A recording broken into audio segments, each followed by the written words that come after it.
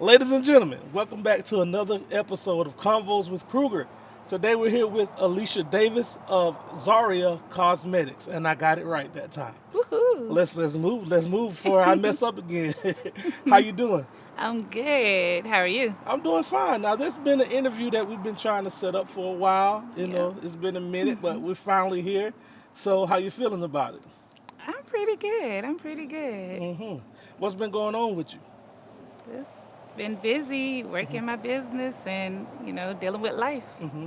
Now speaking of life, how has this pandemic affected you at all around? You know what? I have so much to be grateful for. I didn't personally get COVID-19, but I do know of others that have. My immediate family, no one has gotten it. And I'm just grateful that, God is keeping us. hmm So he's been just that Yeah, he good. is. He is. We have some family that's been affected by it, and we were scared because it hit real close to home, so we didn't really Mm. know, what to expect, how to move around. Like, are you ready to get back out now? I'm I'm a whole lot better Uh huh. because at first I was like I'm not going out, Uh huh. and due to previous health issues, hmm just taking my precautions or whatever. But I'm good because as long as I do my CDC, guidelines and um, regulations or what have you, and I'm protected under the blood of Jesus anyways. Right. So I'm good. Right. I'm good. I have no fear. hmm So how is it in y'all city? Like, are people moving around? Are y'all mandatory to wear masks? Cause here in Alachua County, we're mandatory to wear masks. They're not mandatory to wear masks, which I think that's absurd. Uh huh. And in the cities that are mandatory, the numbers are going down versus the cities that are not mandatory, the numbers are still going up. And we just experienced a holiday, and the numbers are going to increase. Hopefully they'll put the mandate on, and hopefully the state, because it has to come from Governor Ron DeSantis for I guess the entire state to do it. So I wish they would do that. That's a whole nother conversation You when we know talk it. about him, but I ain't even gonna get into it. Now, how were your holidays? Oh, it was nice and quiet the way hmm I wanted it to be. Oh yeah. I stayed home. Okay. I did. I stayed home, Did you and gather with family? Um, my aunt came over hmm and we hung out and watched a movie and ate a little bit because I don't pig out. Uh huh. I normally eat like one plate and I'm done. Okay. But it was just quiet, and that's kind of the way I wanted it to be. All right. It was different because I'm so used to going from house to house, Mhm. but not this time. Yeah. Yeah, we went out of town for the first time, so it was different for us because normally we're either here hosting or we're trying to get around, but we actually went out of town, so Oh it was wow. fun for us. So I could say we went to South Beach, me and my Ooh. daughters. Yeah, Oh, we that went to was South nice. Beach. Yeah, they talked me into it, and we went down there. We rode bikes, so it was a fun What? time. I Yeah. hope they recorded you. No, I recorded them, Oh but no, it should have been the opposite. they should have. I mean, I was hanging with them, I ain't that old. But we had a blast. We had a blast. That's good. All right, so tell me a little bit about yourself. Well, I'm 37 hmm and I am happily married to the man of my heart, the love of my life. I'm grateful for him, Ed, hmm Major, but Ed Davis. Uh-huh. um, I have a, a arrogant son. That's my baby. He will always be my baby. He'll be 12 actually on Monday, Mm, and I am. I'm just. I'm grateful for so much. hmm Um, I've conquered a lot of challenges, health challenges. hmm I went through a faith fight, a major faith fight mm, that literally lasted almost basically about 13 years, but it got really bad the last 7 years, hmm in which I encountered going through major surgeries and a lot of chemo and even being put on hospice, being given up on twice. Whoa. I was on hospice once, but I was on hospice for about 10 months, and God has been so gracious, and is not a man that he should lie, nor is he the son of man that he needs to repent, and he is faithful to his word. And all I had was a word to hold on to, and I held on to that and kept, persevering. I never stopped. Life did not stop. I didn't stop, and I kept going. But I, had a great support system. My husband, my parents, both sides were absolutely phenomenal. Life is, so good. This is the first year that I did not spend a night in the hospital. Hallelujah. So, that might not mean much to, other people, but for me, that was a big deal. Wow. That was a big deal. Can we unpack this a little bit? Go ahead. So you say faith fight, Yes. 13 years. Yes. What was the start of this faith fight, and how did you know? Did you know it was a faith fight at first? No, I didn't. It was a complete shock. I started having symptoms before I got pregnant with Micah, my son, or our son. um, and we had some tests done, and then I had some other issues that happened, and of course, more tests were done, and I got some news that I gotta have surgery.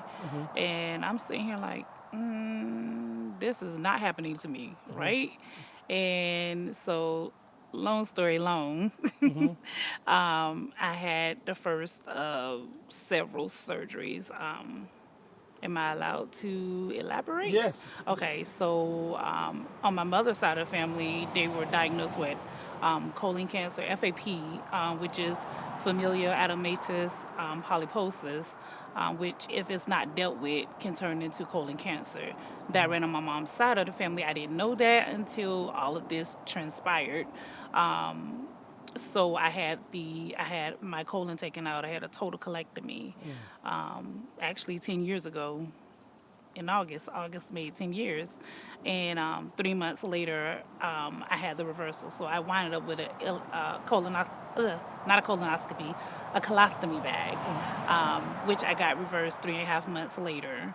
How old were you when this happened? 26, Okay. 26, 7, 27, Okay. 27. When I had the first of several surgeries. After the reversal came more surgeries because I started having pain, and they couldn't explain it, so they had exploratory surgeries. And so they were What's trying that? well, open surgery, where the surgeon basically goes in to explore to see what it is. Okay. That's the problem or what have you. So they went in, removed what they called endometriosis. I don't even think they did pathology reports or anything. Then I had another surgery the following year. So there were years where I had 2 surgeries in 1 year. Major surgeries. Major surgeries.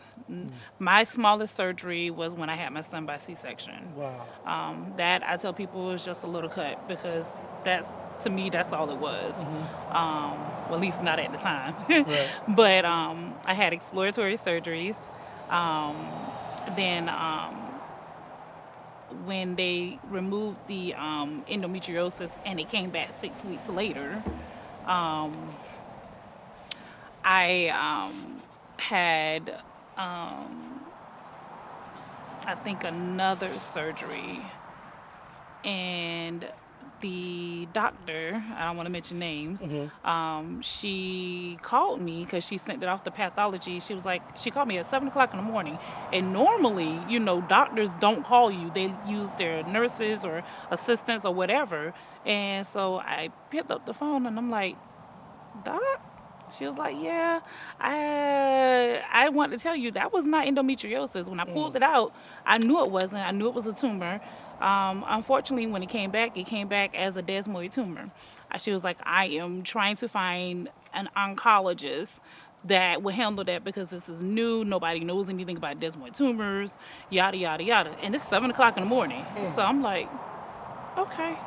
So you just had surgery. You go in for another exploratory surgery, and they have a new tumor that nobody knows about? They didn't, because at the time, desmoid tumors wasn't big. It wasn't a lot of information on. Mm-hmm. So she did find a doctor, an oncologist, to take me in, who was the top oncologist over at UF.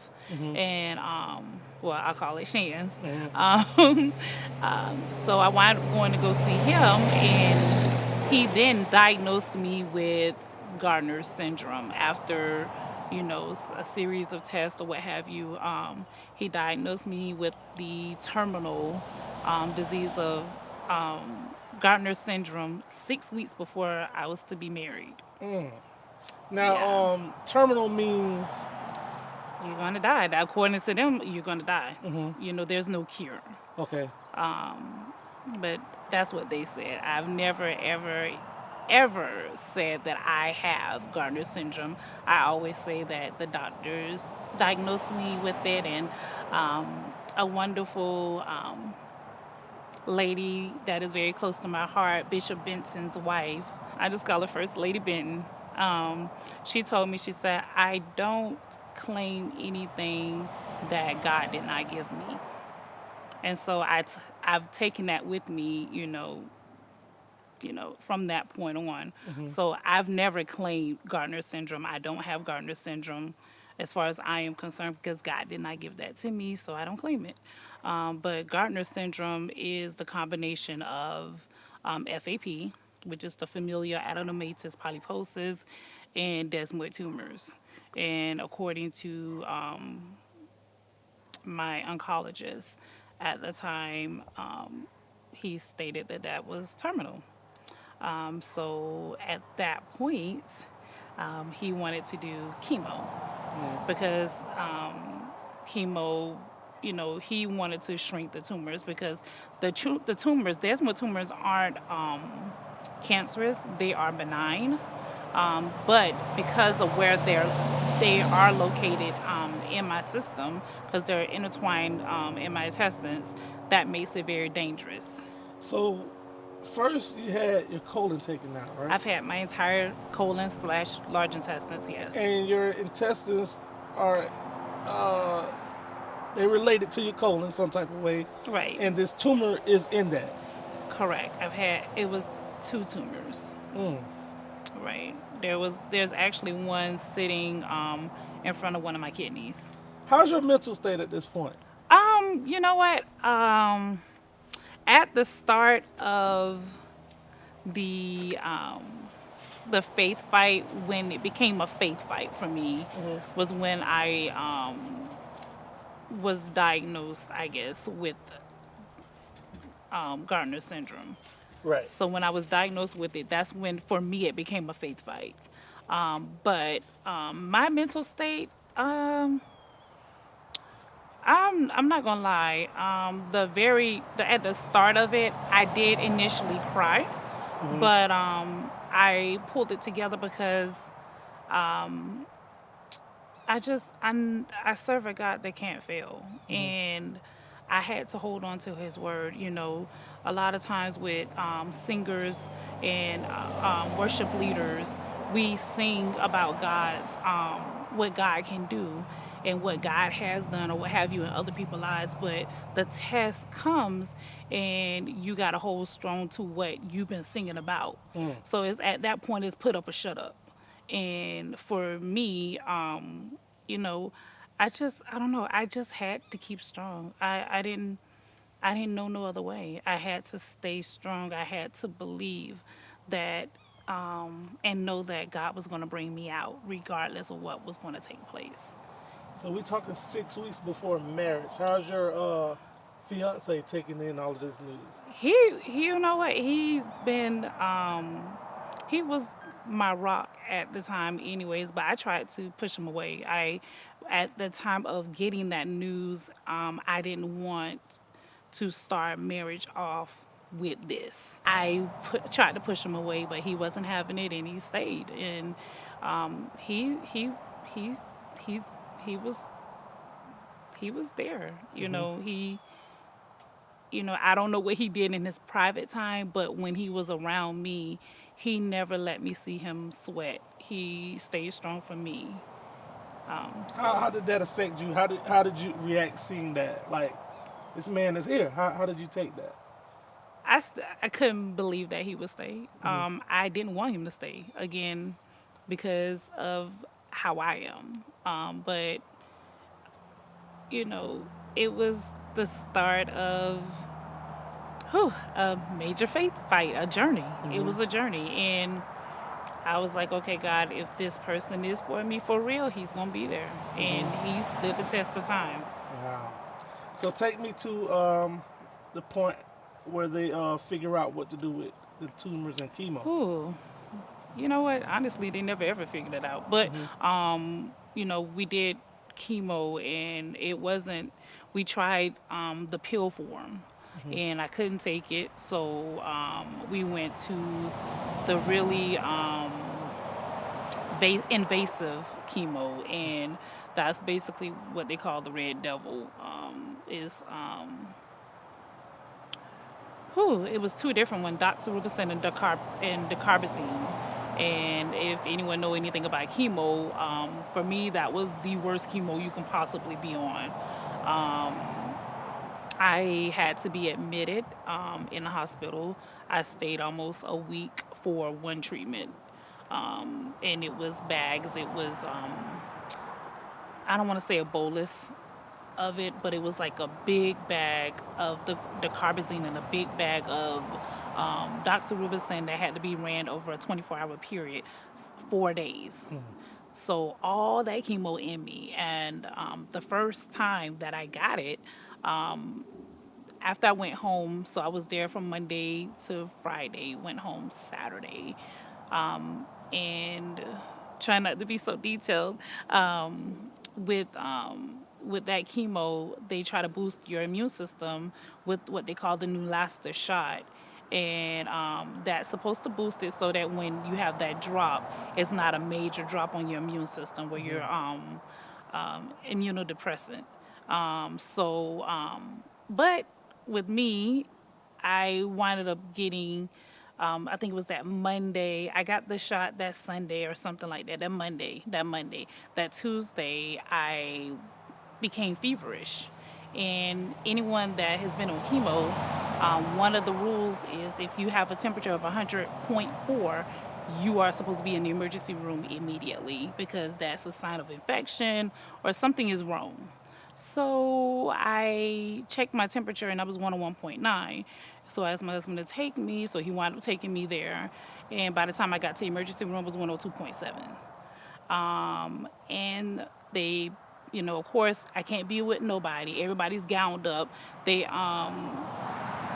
they did my routine blood work, CBC and CMP, and they found out that my white blood count had dropped down to 0.6, What and what should your white count be? between 4.0 and 10.0 Okay. is normal. So 0.6 made me neutropenic, which means your white blood count is really low. Your immune system is like none. You can if you catch like for me, I had a fever. I couldn't fight it. Hmm. What happened? Of course, they admitted me, and everyone comes in gowned up because the least little thing could possibly take me out. I can't fight it. I don't have an immune system at that point, and so they're trying to get my temperature down because I was in need of a transfusion. So couldn't take Tylenol, couldn't even take ibuprofen. Couldn't take that because my fever was so high, and I began to, once you get to certain points of how I guess the level of your fever, you start hallucinating. And from what I'm told, I was hallucinating, and my wonderful mother-in-law and my mom, from what I was told, because this is the story, because I don't remember this part, they prayed for me because nothing that they were doing was helping. They were icing me and everything because, again, I couldn't take any medicine. Something about if you take Tylenol or ibuprofen while your fever is that high, and the combination of your fever being that high and your immune system, your white blood count being that low, it could cause organ failure or something like that. So they were trying to avoid that. So that's why they were icing me, but that wasn't helping. So my parents, from what I was told, anointed my body and they prayed over me, and immediately my temperature started going down to the point where I could get the blood transfusion, and because my platelets were really low, it was just not a good, it was not a good thing. It was just bad. Wow. But God brought me out of that because the prayers of the righteous availeth much. So, thank God for them, because and that was just my first chemo treatment with that one, Wow. and that happened. And this is all over in the span of how many years Oh, at this point? it had been 6 years because it was prior to me meeting my Okay. husband. All right. So, yeah, it was prior to me meeting my husband. But when I did chemo, of course, I was married. Oh, so y'all get married during this time? Right. We Okay. had gotten married during the, well, I think we were married, I want to say about a year. I want to say about maybe less than a year, because 3 weeks after we were married, I was in the hospital fighting for my life. I had a small bowel obstruction. I couldn't keep anything down. It was really really bad. When you're blocked, you can't. Nothing comes in, nothing goes out. It is blocked. You just can't. It's the worst feeling. Unfortunately, people die from it, but you're completely blocked. And the doctors were coming in, and there was like they kept saying, "I'm sorry, we're doing all we can do." It felt like a hopeless situation at that point. That was 3 weeks after we got married. Wow. Yeah.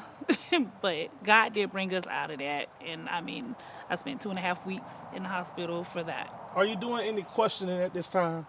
Like, stuff keep happening to me. You doing any questioning? Oh, I did question Uh huh. God. I know they say you don't supposed to Uh question huh. God, but I did. I was like, God, why? Because I was like, okay, God, I'm tithing. I sing. I sing on the praise team. I'm in media. I do this that. God, I'm faithful. What did I do? At that, for a moment, I was in that, moment, and that I think is very humanistic to feel that way, because it's natural, So yes, I was like, God, why? Why is this happening to me? What did I do? So yes, I was there. What understanding did you get out of it? Because you never know what somebody might be going through. They may be in the same space. What clarity did you get, or did you ever get clarity as to your questions? Um, I I I thank God that I was only in that for a moment where I was questioning God. I held on to a prophetic word, and I flipped that around and I said, why not me? Because Oh. apparently, I know, I heard growing up, God would never put anything more on you than what you can bear, as a child growing up. And going through that, I mean, it flipped for me. It flipped immediately. And I tell people it's okay to have a moment. It's just not okay to stay in that moment. You have to get past that moment, and you have to hold on to what you know is real and true. And that's the word of God. What was that moment when you said, "Why not me"? How did that moment feel? What was the transition? What put you in that mind frame, and how was that shift? When when I had that chemo moment of that, the one that I was just telling you, the first chemo, well, the first IV chemo, when God brought me out of that, and it was like a light that came on, like, why not me? Apparently, I'm not going through this just for me. I'm going through this to minister to somebody else. It gotta be. Uh huh. And like I said, I'm just holding on to that word. That's it. That's all I had. Wow. So take us from that incident to where do we go from here? Where are we next Oh on God, your timeline? surgeries and chemos and surgeries and chemo. I had 13 surgeries. One surgery that I had was so bad. One of the surgeries that I had that was the worst, I would say, was the emergency surgery, where I go to the emergency room for one thing because I just wasn't feeling right, and all of a sudden they're saying, "We gotta rush you to Shands." So they ambulance me to Shands, and I hear the doctor saying, we have you have three choices because I had a small bowel obstruction at that point. They tell me either we can give you a feeding tube and ultimately, the end point is you'll die, or we can go in and we can try to remove the tumor, or we can we can bypass it. Okay. And I told him, I said, oh, I need a day. Can I have a day? Because this just was happening too fast. And so of course, I called my apostle and um, I talked to my apostle and he prayed for me. And I just, at that moment, I just knew that God, was with me and that He wasn't going to leave me. And I have the surgery. Of course, my husband is there. I have the surgery. I wake up from the surgery and I wake up with a bag That's for a second time. for a second time, which was not discussed. And oh God, the state of mind, because the surgery itself was big. Because I'm trying not to be as graphic because it's very graphic, but they left me open. You know how they either stitch you back up, they staple you, they glue you. I was left open, so I was cut from here to here, open, along with the ostomy bag. So I'm open in shock because there's a bag that nobody discussed. And you didn't want that. And I did not want that. I've already had that. And I was miserable the first time. So I wake up to that, and my husband tells me that when I woke up, because I guess there's a recovery room or whatever, when I woke up, the first thing that I said was, I have a bag. And he told me, he said yes, and he walked out. And so I think I was too much of in shock. I don't remember crying. I don't for a lot of my faith fight. I didn't cry, but I was in shock because I'm like, this was not supposed to happen. And to go from feeling perfectly fine to just not feeling right to you got to have emergency surgery and you wake up to that, because that's a big change. That's a big deal. And I'm left open, and we have a son, and I'm just like, okay, God, I trust you. I gotta trust you. So you say your husband walked out. Was he feeling? How was He he? just he walked out the door, because I know that hurt him. Um, I know that hurt him, but again, he never allowed me to see him have a moment. So I didn't see him have a moment. So I don't know if um, he decided to walk out because he was getting ready to go out the door anyways. So I don't know if he was just getting ready to have a moment, but he didn't want me to see that or anything. So I really don't know. Right. But I didn't see him have a moment, and for me, he stayed strong because that was hard. That was hard. That was hard because I had to stay in the hospital for. Matter of fact, that was the only surgery I did not get up and walk. Because normally, for me, all of my surgeries, I got up and walked either within 24 hours of the surgery. But I had to lay flat, for the obvious reasons. I couldn't. And I had never had a surgery where only doctors could do my dressing changes because it was just that big. Wow. Normally, nurses are, trained to do the dressing changes and all that stuff, but only the doctors could touch me. And that was 3 and 4 times a day. I'm on a PCA pump because it's painful. I have a high tolerance for pain, but it was it was painful. It was painful. And I, whew, I slept in a recliner for about 5 months because I could not lay in a bed.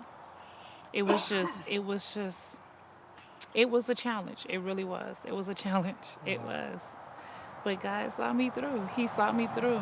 And, oh, yeah, it was a challenge. I mean, Wow. I wouldn't wish this on my worst enemy. And that's only halfway point of my story. Wow. Yes, That's a story. it is. It really is. Time would not lie, Hmm. you know, to be able to go into detail like I would want to. But all I know is I had a word that God gave me, and I knew to hold on to that, What was that word? despite that the and I paraphrase it, that um, basically that it was going to be a faith fight, and that I would not have permanent damage. I would not look like what I was dealing with. You don't. And throughout the whole thing, I never did. You don't. You do not. And I don't even know how you held it together. Like, I consider myself a strong person, but just like you say, you're only at the halfway I'm point. only at the halfway point. We ain't even talked about the twice being on hospice.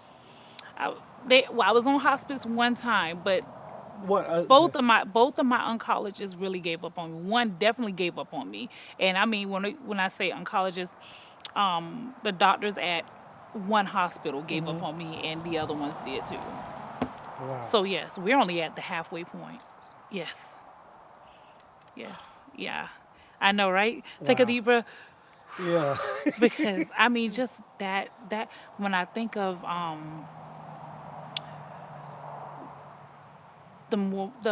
the one of the most challenging times, I think of that surgery because it was a complete shock. Hmm. And I'm I we're not even gonna talk about marriage because I didn't even get to enjoy my husband. Hmm. You know how people get married and they get to spend time together, yada yada. I spent time in the hospital, 2 years. We from the jump start, from the jump start. In the hospital. How many years are you guys counting? Been married? 7 years now. With August 19th, 2013.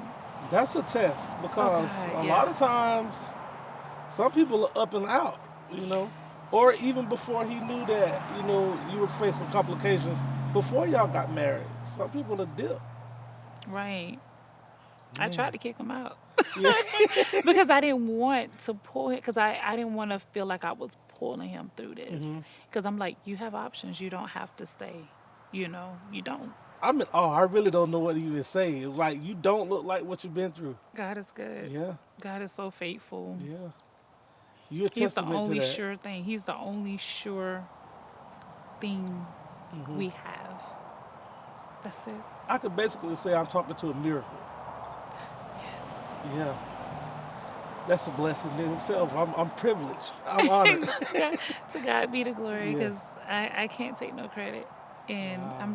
I'm amazed of what God can do, Hmm. and I'm grateful that He allowed me to go through it because there is nothing or nobody that can change what I know. Hmm. I know Him to be Jehovah Rapha, our healer.